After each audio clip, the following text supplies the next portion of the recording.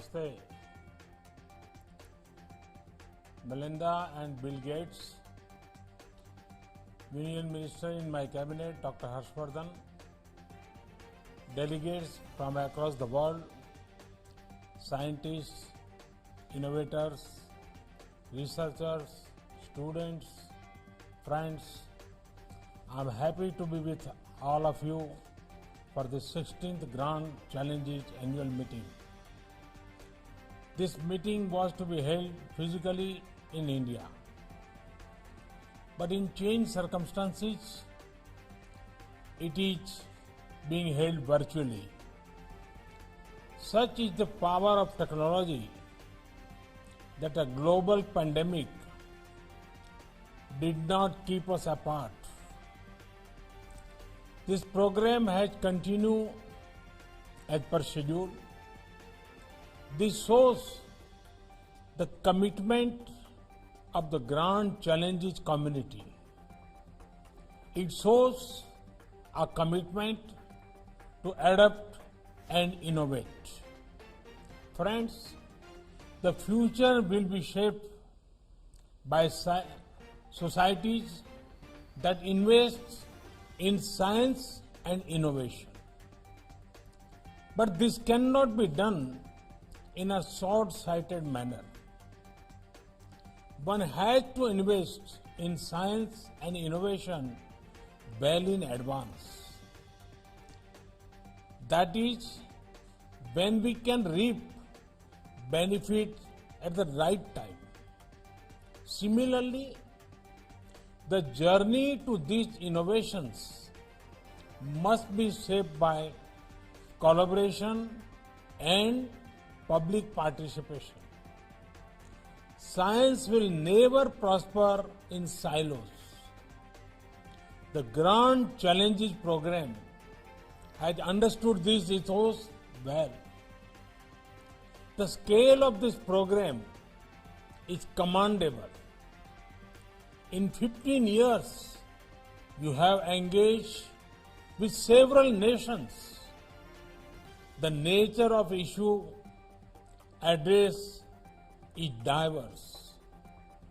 You have combined bright global talent to address problems such as antimicrobial resistance, maternal and child health, agriculture, nutrition, wash, water, sanitation, and hygiene.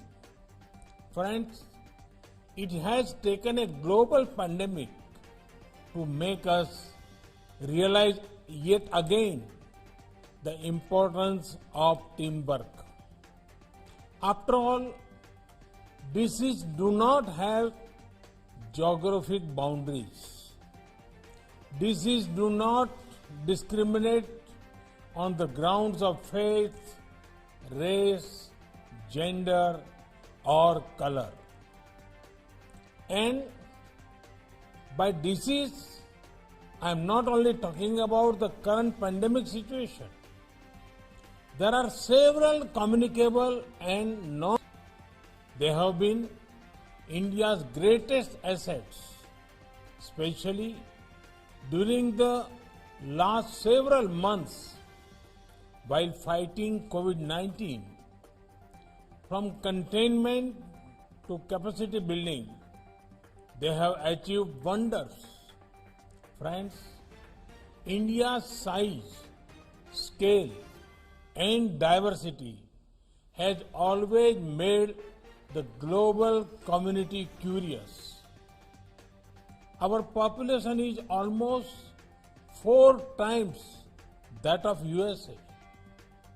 Many of our states are as populated as other nations in Europe and Asia. Yet, thanks to a people-powered and people-driven approach, India kept its COVID-19 death rate very low. Today, we are seeing a decline in the number of cases per day and in the growth rate of cases. India has one of the highest recovery rate of 88%. This happened because India was one of the first countries to adopt a flexible lockdown when the total cases were just a few hundred. India was one of the first to encourage the usage of masks. India actively began to work on effective contact tracing. India was one of the earliest to deploy the rapid antigen tests. Friends, India is now at the forefront of vaccine development for COVID. Some of them are in advanced stages. We are not stopping here. India is already working on putting a well-established vaccine delivery system in place. This digitized network, along with digital health ID, will be used to ensure immunization of our citizens. Friends, beyond COVID-2, India is known for its proven capacity to produce quality medicines and vaccine at low cost. More than 60% of the vaccines of global immunization are being manufactured in India. We included indigenous rotavirus vaccine in our Indradhanush immunization program. This is a successful example of a strong partnership for a long-lasting results. The Gates Foundation has also been a part of this particular effort. With India's experience and research talent, we will be at the center of global healthcare efforts. We want to help other nations enhance their capacities in these sectors. Friends, in the last 6 years, we have made many interventions which are contributing to a better healthcare system. Take a subject such as sanitation, improved cleanliness, more toilet coverage. Who does this help the most? It helps the poor and underprivileged. It leads to a fall in disease. It also helps women the most. Friends, now we are ensuring that each household gets piped drinking water. This will further ensure disease reduction. We are setting up more medical colleges, especially in rural areas. This ensures more opportunities for the youth. It brings better healthcare to our villages. We are running the world's largest health insurance scheme and ensuring access to everyone.